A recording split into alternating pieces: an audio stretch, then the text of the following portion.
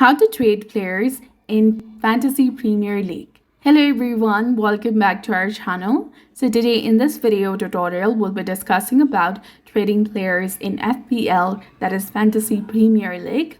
So for that, you need to have the latest version of FPL application installed on your device.